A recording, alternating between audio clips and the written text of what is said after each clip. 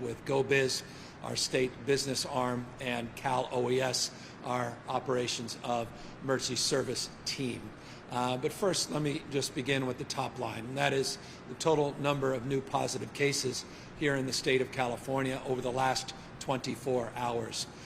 We report today some 4,890 individuals tested positive for COVID-19. Tragically, we lost 79 lives in the last reporting period, and we have seen a modest increase both in hospitalizations and total number of ICU patients in the state. Hospitalizations went up some 3.3% in the last 24 hours. ICU patient volume went up 4.4%. As I've been doing over the course of the last number of days, we have been marking trend lines that increasingly are headlines across the nation as it relates to positivity rates in the state of California. And I'll remind everybody that positivity rates become foundational as we increase the total number of tests. And remember, just a day or so ago, we announced over 101,000 tests that were completed in a 24-hour period in the state of California. As we increase tests in the state of California, naturally, we are going to see an increased number and total number of individuals that test positive. It becomes, though, important that we look at positivity rates. That's the percentage of those that we test that test positive, to really give us a sign, an indication of what we refer to as community spread. I've noted on charts that I provided over the last number of days that when we did the first 14-day cohort, going back to April, in terms of the positivity rate, we had spiked at 40.8%. Last 14-day cohort period that is up to date, that includes the last 24 hours, our positivity rate is at 5.3%. That's slightly higher than the 5.1% we saw a few days ago, and the 7-day trend higher still at 5.7%. So positivity rate in the state of California over a 14-day period, 5.3%. Over a 7-day period, 5.7%. We were able to conduct not 101,000 tests as we did 48 hours ago, but in the last 24 hours, we conducted 77,000 tests. Let me just take a moment on the test to mark a following consideration. I noted yesterday that we've averaged 88,000 tests a day over the last 7-day period. That 100+ thousand testing marked certainly a milestone in the state. I want to say two things about testing. We still need to test more people, number one. Number two, I also want to mark appreciation. Today, we end the formal task force, the testing task force that we put together a number of months ago. And I want to thank the co-chairs of that task force, Dr. Charity Dean and Paul Markovich from Blue Shield. They did an outstanding job. I cannot be more grateful on behalf of a grateful state for their efforts. The fact that we've averaged over 88,000 tests over the last week is testament to their efforts and their entire team that they put together. Recall, just a few months ago, we were testing just shy of 2,500 people every day, 2,500 a day. Their efforts, they were able to achieve milestones that we set out at 15,000 a day, 25,000 a day, a goal of 60,000 a day, a stretch goal of 80,000, and here we are with their efforts demonstrably advanced. And I want to just again congratulate them on a job well done and thank them for volunteering to take that role and that responsibility. We'll be reconstituting that task force now with a different frame of focus and a different energy in terms of now looking to more target our testing, what some would refer to perhaps lazily as smart testing, or just more targeted testing at communities that have been underserved, under-resourced. And so the next iteration of our testing, we still want to see the volume, but it's not just the volume we want to see. We want to see a specificity of testing and a sophistication of the type and target of the testing. And so we'll be making more announcements in the next number of days and weeks related to those efforts. But I just, again, want to thank our co-chairs for their outstanding leadership. We've been monitoring, and I've made this point abundantly clear over the course of the last number of days, we've been monitoring all 58 counties in the state of California for community spread. We've been looking at the positivity rates. We've been looking at ICU volume. We've been looking at total number of hospitalizations, not just deaths, the most lagging of indicators as it relates to this pandemic. We've been doing so recognizing, and I can't again say this enough, that California is the size of 21 states combined. The size and scope and scale of California require a disciplined understanding that there are parts of this state that are very distinct and unique from other parts of this state. So when I begin these presentations, as I've done today, I talk in the aggregate. But again, none of us live in the aggregate.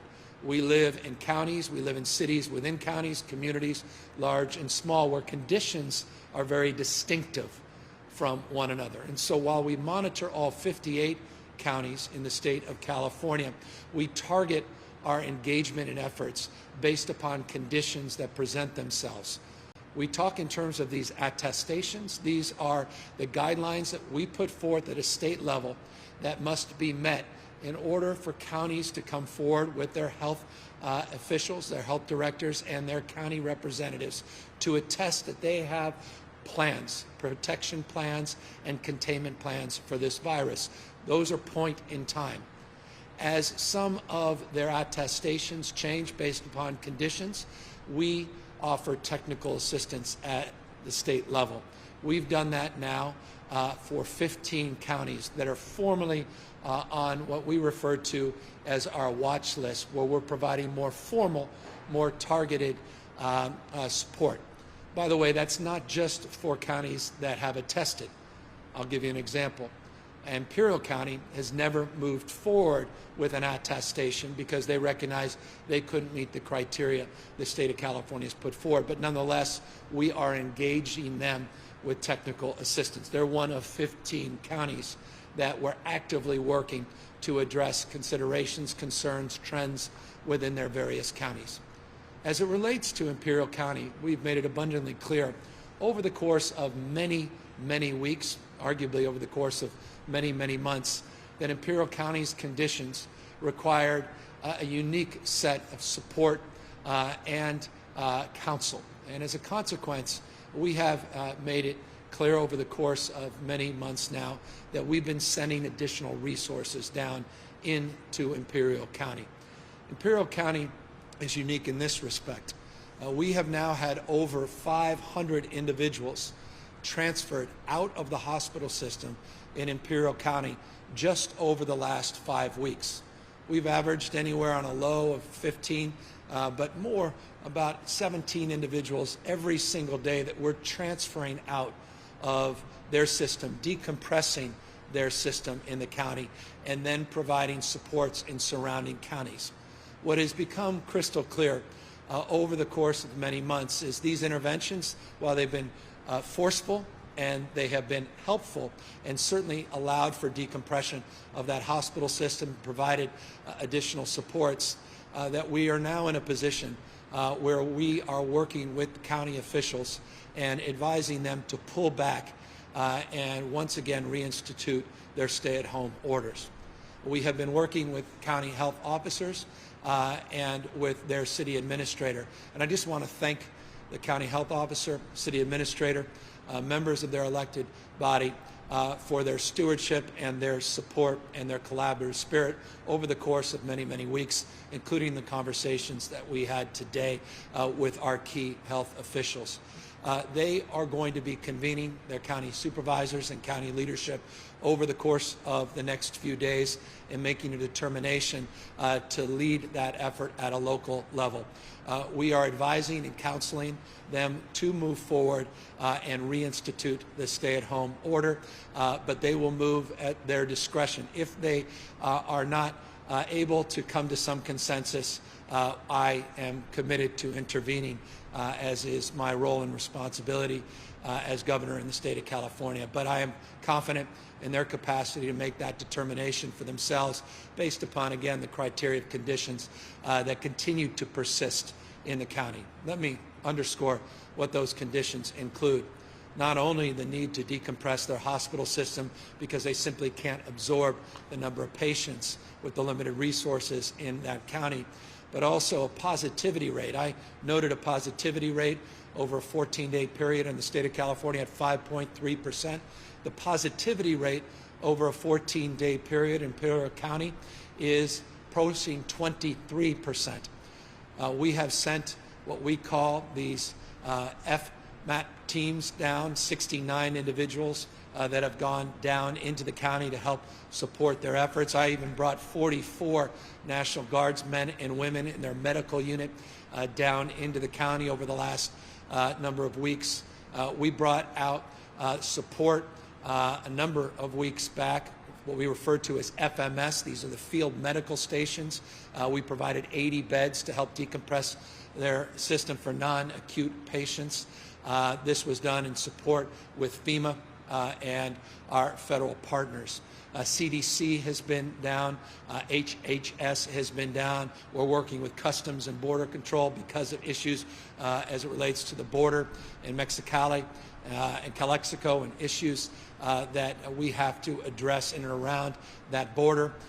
We obviously are at a point now where the impacts in surrounding counties, the impacts in the public health within the counties is such that we believe it is time to dial back as it relates to their efforts. Remember, they never moved forward as far as other parts of the state, but nonetheless the conditions are such that it's time to pull back further.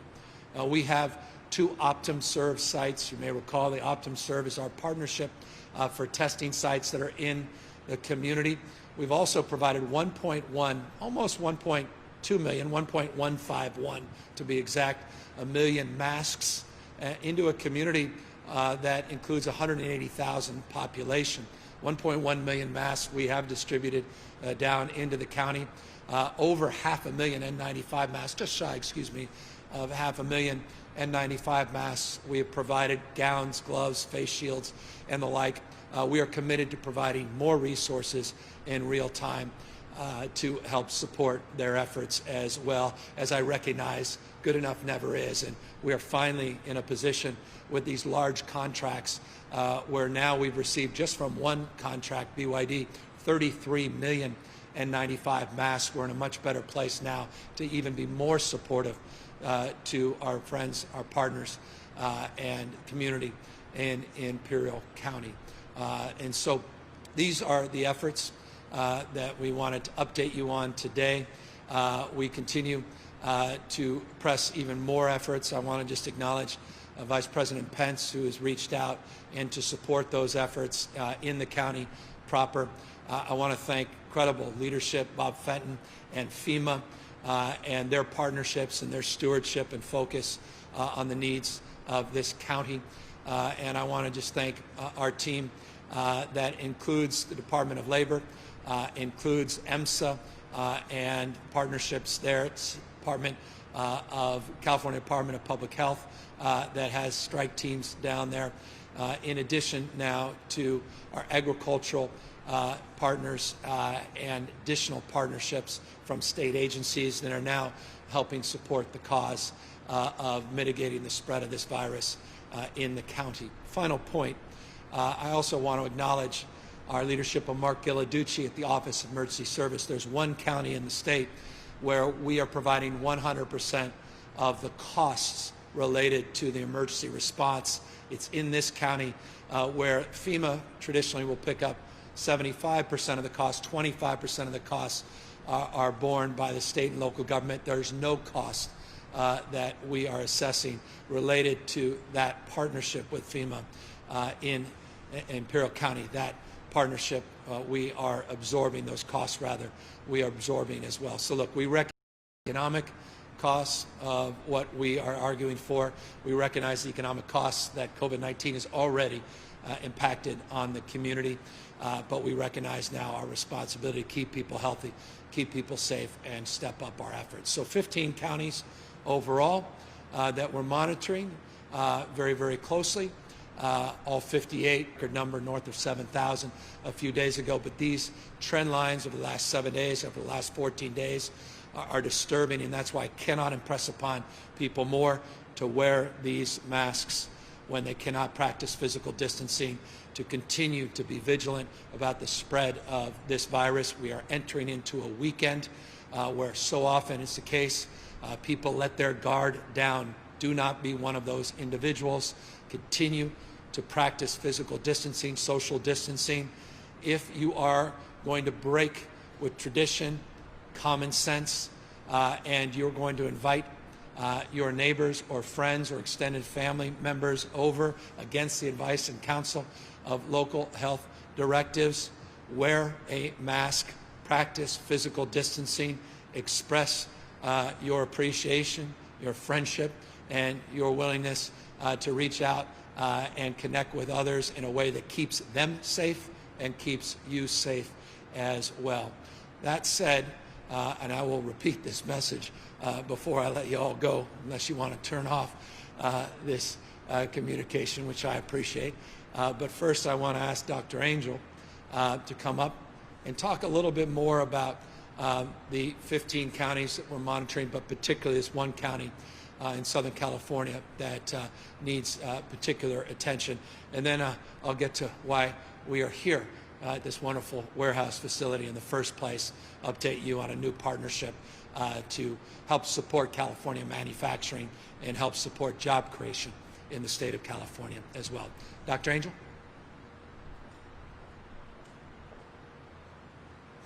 Thank you, Governor, for this opportunity to talk a little bit about Imperial County and why we are sharing this announcement today about our actions in that community. As mentioned, Imperial County is one of 15 counties that are on our county monitoring list. This county monitoring list was created for California to be able to work very closely with our counties, but be there particularly when the needs are most. And those needs that are identified to put one on the county monitoring list includes variables that let us assess the movement of disease, so epidemiologic measures, our understanding of the capacity in the hospital, in the care delivery system, and also an understanding of testing capacity. Those are sort of three simple areas in which we review in order to identify those counties that should be watched and worked with more closely. And we really appreciate the collaboration of all of our counties as we work through this process.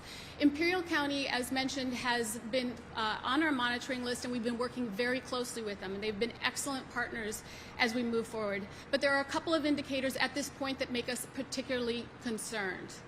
This includes their case rate over the past 7 days, which is 680. That's vastly above the 100 over the last 14 days that's required to get onto the monitoring list. There's part of the threshold, well above, and it has been maintained at that level. Additionally, the test positivity at 23% is particularly concerning as well. That's well over the 10% threshold that is noted to get onto this monitoring list. The 23% tells us not only that there are many cases, but there are likely very many undetected cases.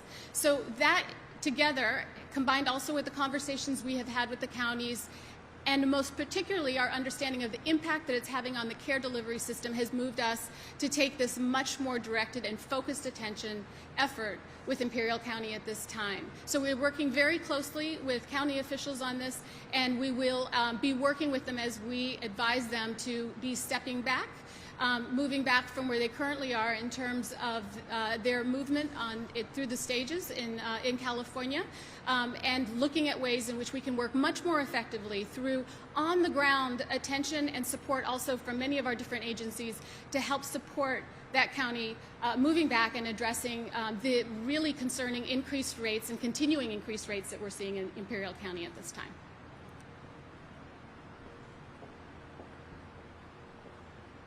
Thank you, Dr. Angel, and thank you for your outstanding leadership and stewardship and support of the efforts to work through this recent increase in total number of positive cases in the state of California.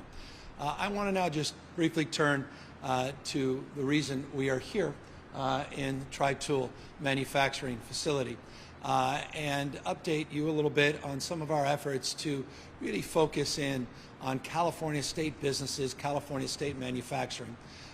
It is not often stated and not well known that California is the largest manufacturing state in the United States of America. It's a point of pride for many of us that live here, work here, and reside here. Demonstrably, this is one of our more successful manufacturing facilities that you see here.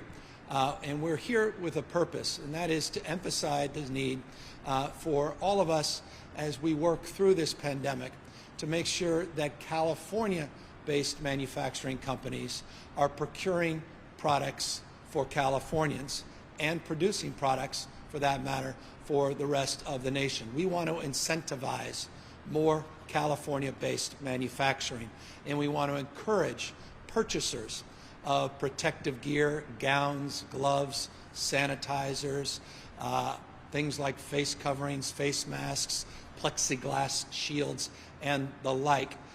We would want to encourage people to purchase from California-based manufacturers. By the way, that includes the state of California itself. It's not lost on me.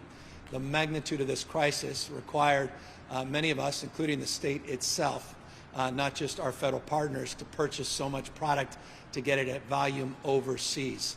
This is an opportunity to learn from this crisis experience and reposition our state.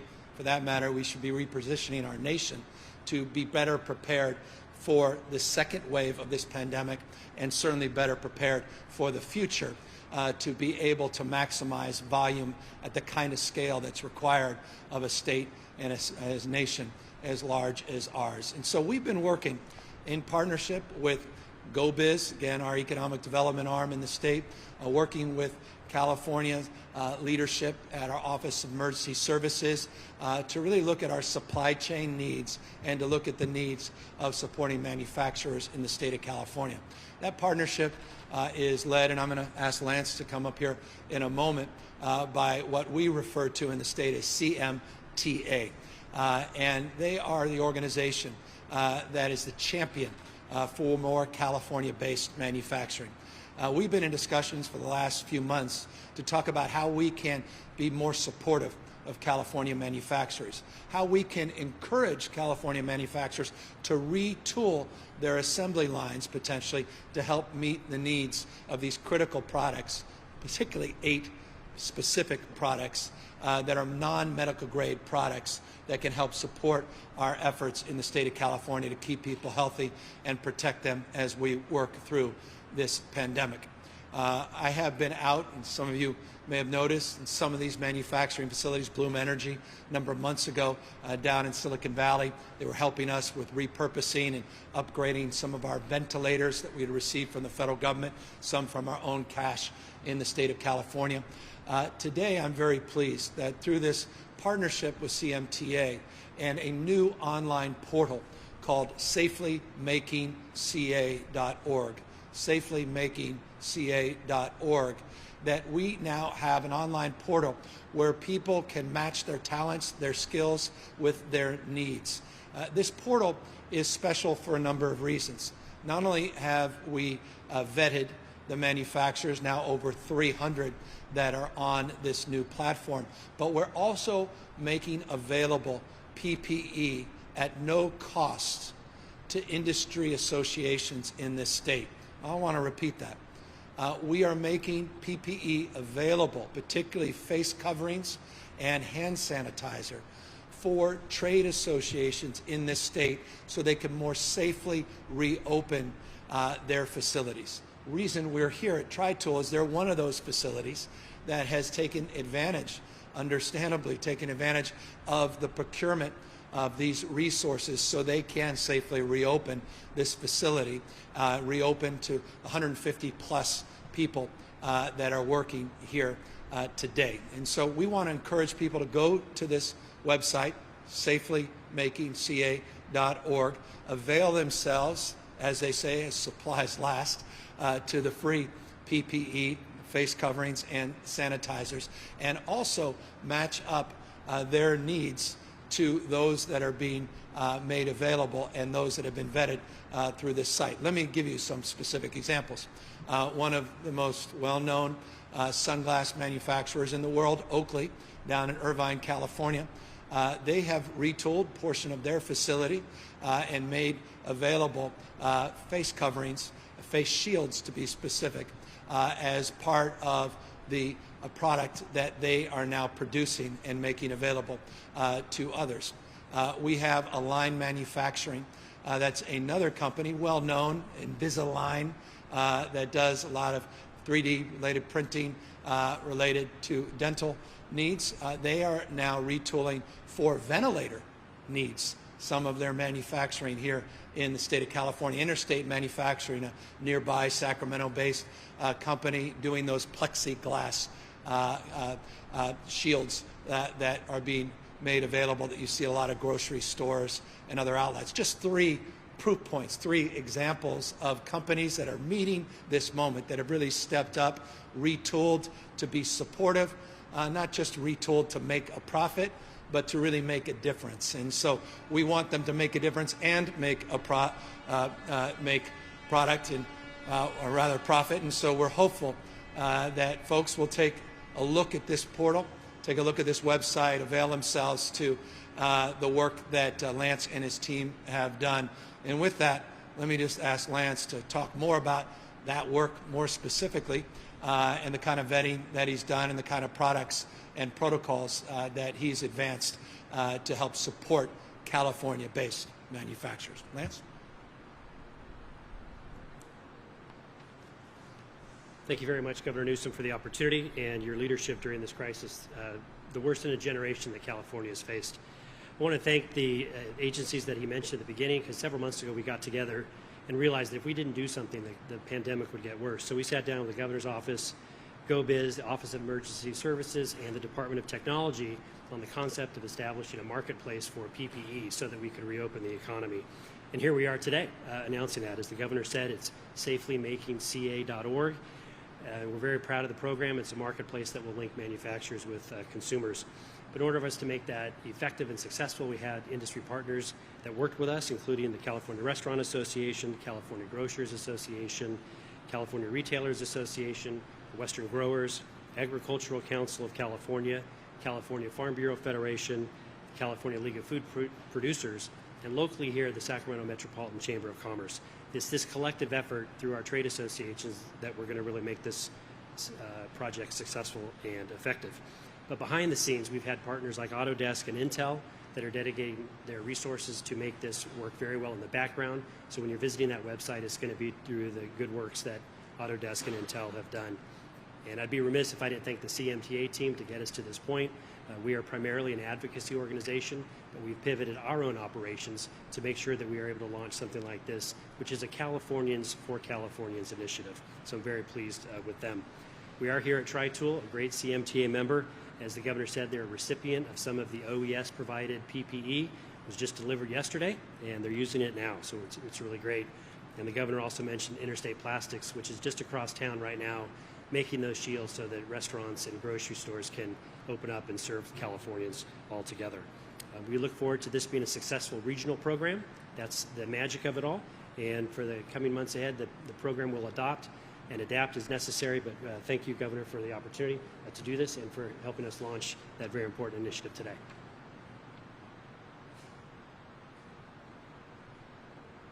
I want to thank Lance in particular. He is no greater advocate for California-based manufacturing and make a case California's future being a manufacturing future.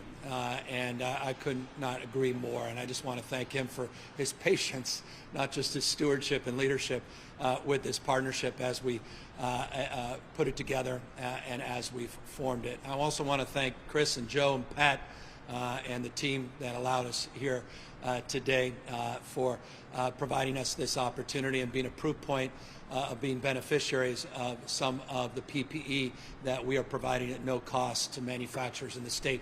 I should note, and I appreciate Lance referencing this, from the Grocers Association to the Ag Council, to the Restaurant Association. We have already distributed 35 million units of PPE within those associations, 35 million units at no cost within those associations already, again, to help us safely reopen the economy in this state. We want to continue to do more as we get more PPE in, as we continue to develop the kind of scale of partnership and capacity with these large contracts that we have procured. We'll do more, but again, we want to get these smaller contracts going and help support California-based manufacturing.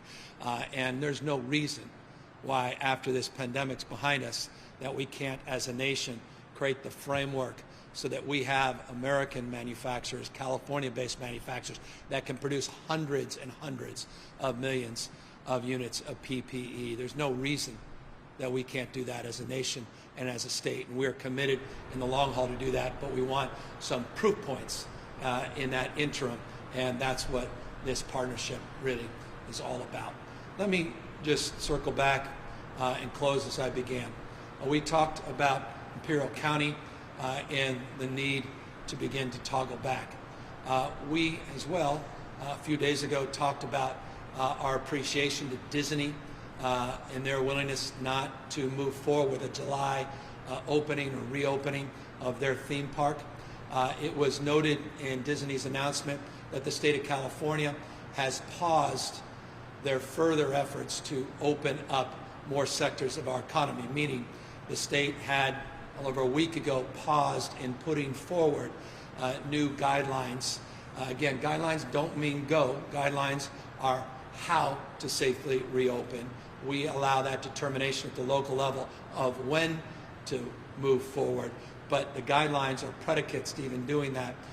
We have delayed those guidelines. Disney, to their credit, recognized that and made that public. That is the case. We are at pause, have been for over a week now, and there is nothing to suggest, based upon the criteria and conditions in those trend lines that are developing the headlines across this nation, but subsequently here in the state as well, that we'll be moving anytime soon by pushing further with those protocols and those announcements. That said, it was just announced in San Francisco that they are also pausing their next phase of opening and reopening that they were looking forward to this Monday. And this is exactly how the system is designed in the state of California. Again, parts of this state, rural parts of the state, parts of the state that haven't been impacted by this pandemic, going at different paces with a dashboard responsibility that we have placed on local health officials that we monitor.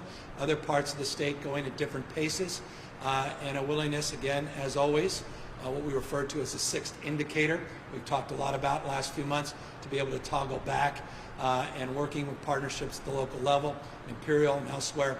I expect we'll see that kind of pause, the kind of movement you're seeing in San Francisco. We hope to see in Imperial County take shape. So that's the update for the day. And as always, we look forward to answering a few questions. Hi, Governor. Sophia Bolag here with the Sacramento Bee. I'll be asking questions on behalf of the press today. You mentioned toggling back. Are you planning to toggle back any statewide guidance or orders at this point? And specifically, are you planning to allow bars to continue to stay open given the higher risk of transmission at those businesses? I think exactly what San Francisco did is exactly what the system was designed to do, and that is to empower local health officers based upon the conditions in their community. Remember, I can't say this enough, California is not one size fits all. This is not a small state. The population of the state is equivalent to 21 states combined. So when you look at the prism of California, the only responsible way to look at it is through a bottom-up lens, not just a top-down lens. Each county being monitored, each county that has unique criteria and conditions, and within those counties, unique conditions as well.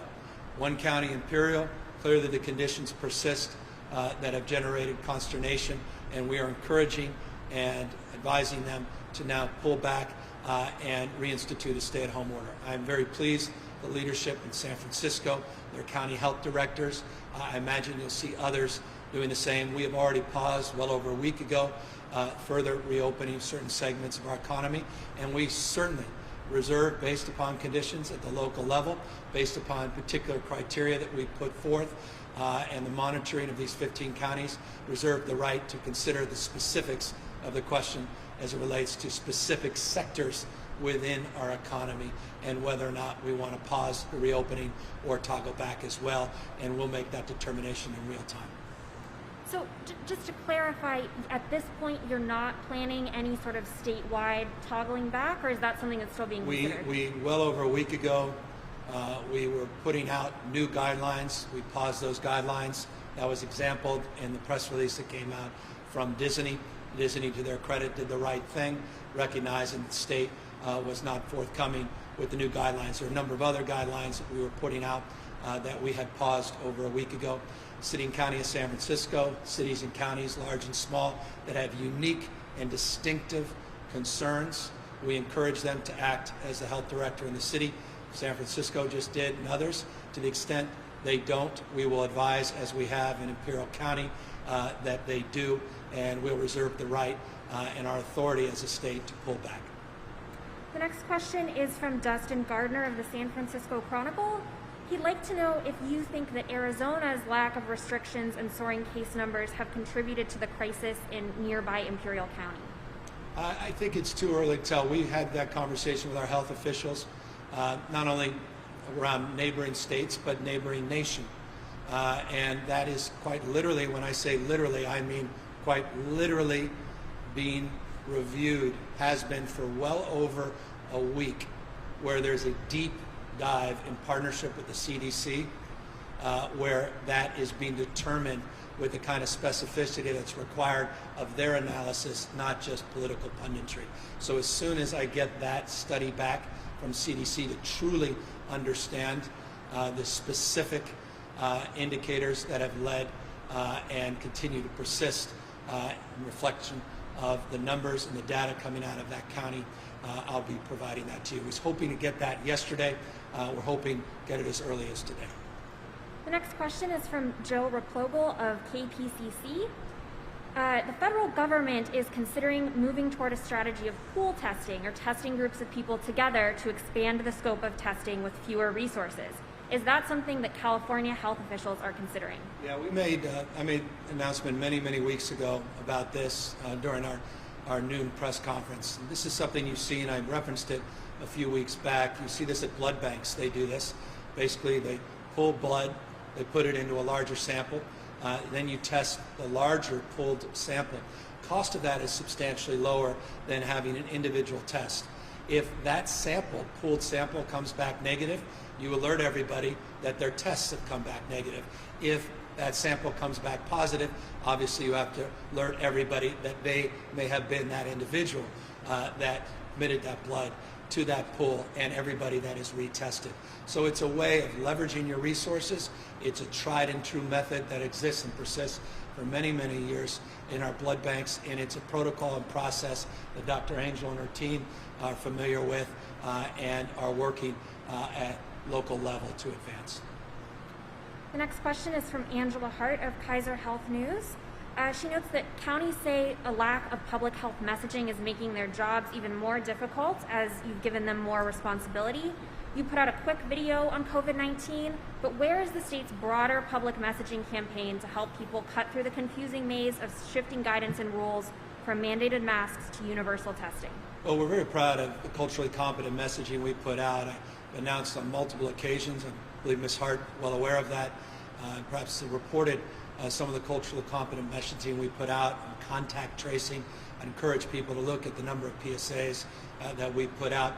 We had a portal going back months where we had a number of people encouraging face coverings.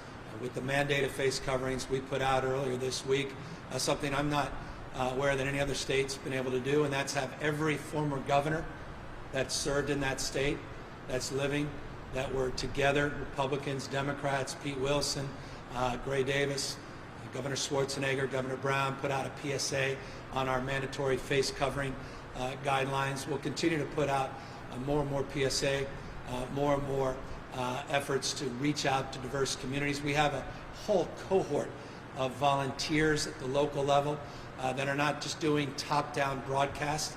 Let us not forget, many people do not tune in to broadcast news or programs like this. They get their media very, very differently, and so we've tried to get into those devices in a more granular way.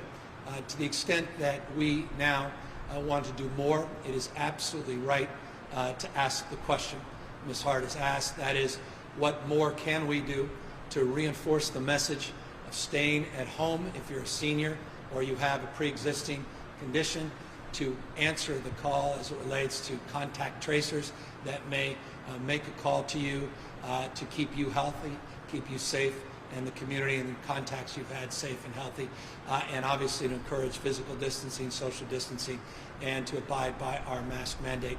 And you will see very, very shortly the fruits of new efforts in that space. We have a whole new campaign we'll be launching, and I believe Angela will be very, very enthusiastic to share that with people. Carlos Granda of ABC would like to know what we're finding out about the data from the protests over the last few weeks. Do we know at this point how many people who attended those protests have tested positive? Yeah, Dr. Angel, why don't you talk more specific about that, more appropriate? This is a very important question because it's part of a larger question also of where our cases are coming from and where people are getting exposed and testing positive from, particularly during these times of increased population movement through the protests. At this time, we don't have exact numbers, but we do know from speaking with our counties that we do think it is a contributor. Of course, it is difficult to tease out exactly because at the same time the people were going out to these protests, we also had increased movement for other reasons in our communities because our economy is also opening up and people are going out for other reasons. So while we will not be able to distinguish exactly where somebody may have been exposed who tested positive, what is incredibly important is that we all pay attention and realize that anytime we are in public, particularly in large crowds, that we must maintain physical distance. That is the thing that will protect us along with face covering. But more than anything, staying out of those larger crowds is what helps to keep us safe. One trend line that you see in other states, and it holds here in the state of California, is younger and younger people now testing disproportionately higher numbers, particularly that cohort 18 to 34. We look on a daily basis at that data, and it is bearing out not dissimilar to other states that age cohort that believes in many cases they're invincible and they're somehow immune from the impacts of COVID-19. We are seeing higher and higher rates of that age cohort now testing positive for COVID-19. The next question is from Kathleen Ronayne of the Associated Press. She notes that some of the projections in the data portal you released yesterday are quite stark, hundreds and hundreds of deaths within the next month. Do you think Californians understand the urgency of the situation we are in, and how worried should they be? Well, I mean, I don't know what more we can do to impress upon people. We don't lightly put forward a mandate to wear face coverings unless we think it will not only protect you, but protect others and mitigate the spread of a deadly disease. I don't know what more evidence we need. 79 human beings lost their lives, 79 families torn apart because they lost a loved one just in the last 24 hours. What more evidence do you need? Looking at the nightly news, the headlines all across this country, states large and small experience record numbers of COVID-19 cases, hospitalizations going up, number of people in ICUs going up, number of people on ventilators going up. I just sent 76 ventilators down to Imperial County. We are in the midst of the first wave of this pandemic. We are not out of the first wave. This disease does not take a summer vacation. And let us disabuse ourselves that somehow the lazy punditry that was out there, that somehow this is seasonal disease and triple-digit weather will annihilate it. Look at these states that are seeing unprecedented record increases. There's no correlation in that respect, quite the contrary. So I cannot impress upon people more as you move in to understandably a festive mode, reflecting on the birth of a democracy and freedom, and we celebrate our independence as a nation, to do so responsibly. And what so often is the case is we get so fatigued that we say, well, to the cohort that we've been with, our immediate family, we love you, but boy, we miss Uncle John. And why don't we bring Uncle John and the kids over this weekend for a festive barbecue? Well, you may be putting Uncle John's life at risk if you do that the way you used to do that. And I cannot impress upon folks more the virulence of this disease, the nature of the transmission of this disease, and how we are experiencing unprecedented growth in the total number of cases. And you will see, mark my words, I don't say this lightly, I don't say this to be maudlin, I don't say this to portend any negativity. I want to maintain a spirit of optimism, and I maintain that in terms of our capacity to get through this. We can, we will. But you will see with the death rates, they're lagging. You will see with these positivity rates going up in the last week or two, that in the next week or two, you will start to see numbers increase, not just in the hospitals, which we have seen in this state. Remember, just the last 24-hour reporting period went up another 3.3%. But you'll start seeing that tragically in the number of lives lost. And it's not just 80 and 90-year-olds that are losing their lives, and it's not just 65-year-olds and over that are getting positive test results back. And so please, even if you don't feel sick, you may be transmitting this disease. You may be pre-symptomatic, you may be asymptomatic, but you still may be a vector for transmitting this disease to vulnerable people. Someone that may appear healthy in line with you at a grocery store wearing a face mask, you may be pre-symptomatic, and that person may have leukemia, and you may put that young girl's life at risk and never even know you did it. Please, please, practice common sense, common decency. Protect yourself, but also protect others in that environment where you're mixing with strangers, or you're in crowds where you can't practice physical distancing, where you're close and proximate with other people. Please wear a face covering. Please take this pandemic seriously. What more evidence do we need? Turn on your nightly news and let us, again, recommit ourselves to your health and the health of our community, the state, and nation, and the world collectively we're trying to build. Governor, your administration has really had a focus in the past, month or so on putting out guidance so businesses can reopen safely. Has your administration and have you done enough to inform people about the dangers at these small family and friends gatherings where you say that there's an increase in spread?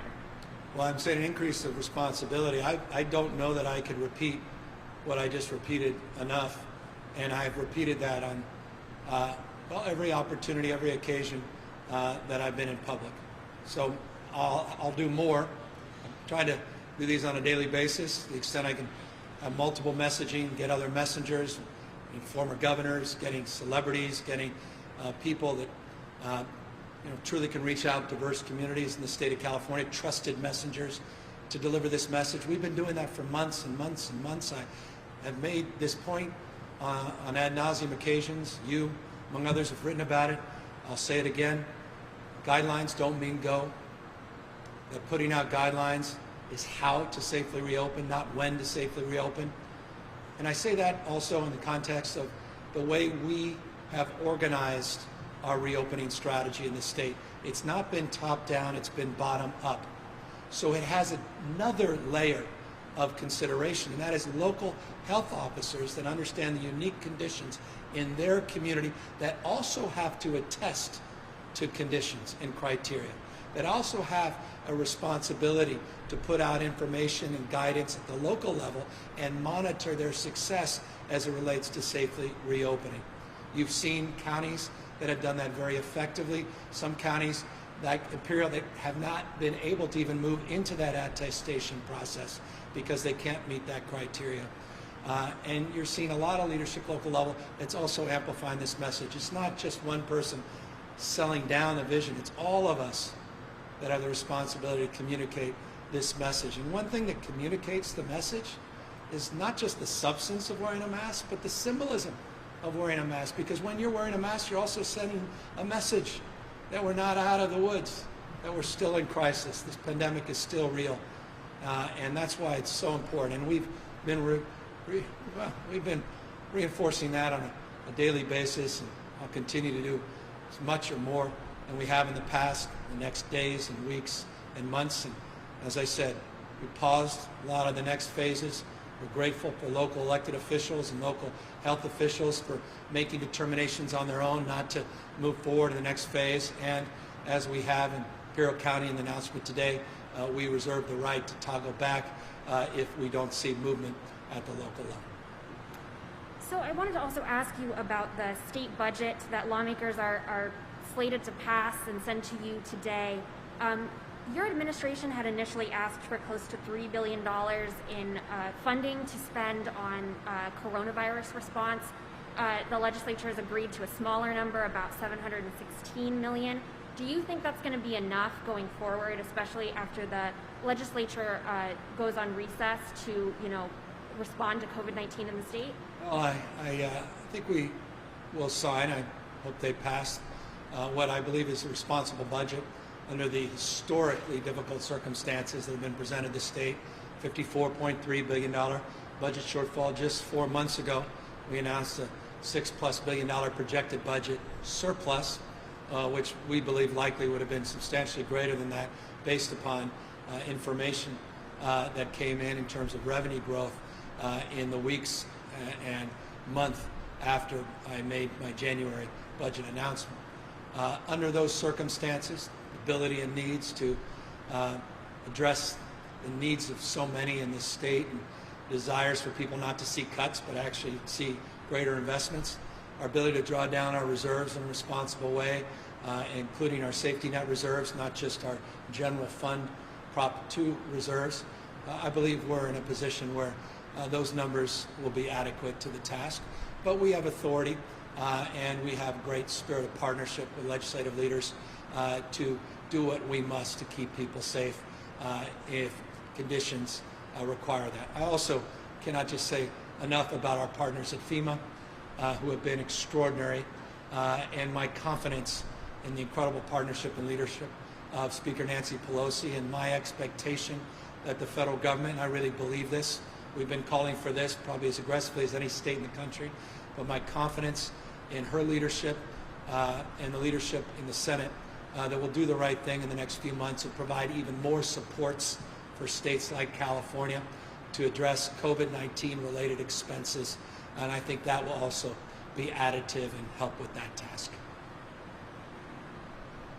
Any other questions? Yes, Melanie Curry of Streets Blog California has a question about farm workers who are essential workers and at high risk of exposure to COVID-19. She's wondering if you can discuss what's being done to protect their health, inform them of their risks, and make sure that they are cared for and isolated and that the food supply chain is protected. I was very proud to sign an executive order protecting critical essential workers, and provide them sick leave protection as a state. We highlighted that. We highlighted the essential nature of that workforce, in particular our farm workers. We've been working with seasonal farm workers, Monterey Coast, Salinas Valley. We have a lot of seasonal workers who will be coming into the Central Valley, working with local elected officials and community-based organizations to help with that specific kind of outreach to protect those workers. As Lance just said, because of the CMTA partnership, I couldn't be again more pleased, proud of their work. We referenced a moment ago 35 million masks that we've distributed into the restaurant associations, the grocer associations, but also, as I referenced, the ag councils to help our agricultural workforce as well. So we've been targeting PPE in that space, not only through the CMTA partnership, but also directly. We've been targeting workplace protections to the farm workers and seasonal workforce that's come in. We have a lot more work to do, but we cannot thank our farm workers and those essential workers more, because those are the folks that fed us in the midst of this pandemic, those stay-at-home orders, and we owe tremendous debt to that workforce. And my gosh, there was any moment in our nation's history, particularly this moment with so much division, consternation, fear of the other, focus on xenophobia and nativism, to pause and reflect on what's on our dinner table every single night, and the champions and the heroes that didn't take a day off, put their lives on the line and risked themselves as we were staying home. It's those farm workers, not just in the state of California, but all over the country, that deserve praise and deserve finally recognition. Many, yes, forgive me, that are here without documentation, but we're essential workers that you counted on so you can eat and feed your children. Forgive me for moralizing that, but it needs to be said. It needs to be said much more often than it's been said. And final question from Doug Sovereign of KCBS. As you know, New York and the tri-state area are quarantining visitors from high-risk states. California is still not on their list, but we do exceed their criteria. Have you had any conversations with Governor Cuomo or the other governors about this? Do you agree with their decision to quarantine people from states such as ours? And since we are, by their definition, a high-risk state, why shouldn't we be reinstating shelter-in-place orders? I've got to unpack that. I'm not here. I've not had any conversations with the governor you referenced on this, and I'm unaware of what really went into their decision-making, because I haven't been privy to those conversations. As it relates to what we're doing here in the state of California, we are monitoring the situation in real time. We are advising and encouraging counties like Imperial that have conditions that are presenting themselves to toggle back and to reintroduce their stay-at-home order. We are acknowledging as a state well over a week ago that we're not moving forward, that we had already paused the reopening of certain sectors of our economy with guidelines that were coming out, and that was demonstrable example in reference to Disney's announcement a few days ago. I also, just a few moments ago, reinforced my appreciation for local leadership, least of which leadership in the city and county of San Francisco, where I once served, their health department, their mayor, and others that have also made a determination based upon local conditions to pause. We make decisions in real time based on data. I'll reinforce that we currently are monitoring 15 counties. Dr. Angel came up a moment ago to discuss some of the technical assistance we're providing those counties. We reserve the right in real time to make adjustments. I've made that case over and over and over and over again over the course of many, many weeks, over the course of many, many months. We're very grateful to the substantial increase in testing in the state of California. It's getting us a better sense of community spread. We are concerned about the 7 and 14-day trend lines, 5.3% over 14 days of a positivity rate. I am not here to judge the actions of other governors. All I can say is humbly, I submit as a governor, I recognize the responsibility and the weight of decision making, and I respect their determinations based upon their particular insight and their expertise. With that, let me thank you all for your questions. Let me again encourage each and every one of you. If I haven't been clear, let me reinforce with clarity and conviction: wear a face covering, wear a face mask, not only to protect yourself, but to protect others, and to send a message to people that think somehow we're out of this crisis, that we are not out of this crisis. We are still experiencing the first wave of this pandemic.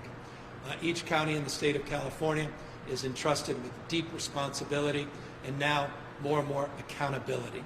We provided local decision making, but now we need to be accountable to that decision making, and we look forward to continue to monitor these 15 counties and work with county health officials to make sure that we're doing everything in our power, not just locally, regionally, but at a state level, to keep people healthy and keep people safe. We look forward to the determination in Imperial County, and we look forward to the partnerships we're forming throughout the state of California, including the CMTA and the partnership we came here to announce today. We thank Lance for his leadership, and we thank Scott, Chris, Pat, and others that invited us here, Tri-Tool, and now I'm looking forward to having a tour of this remarkable California manufacturer.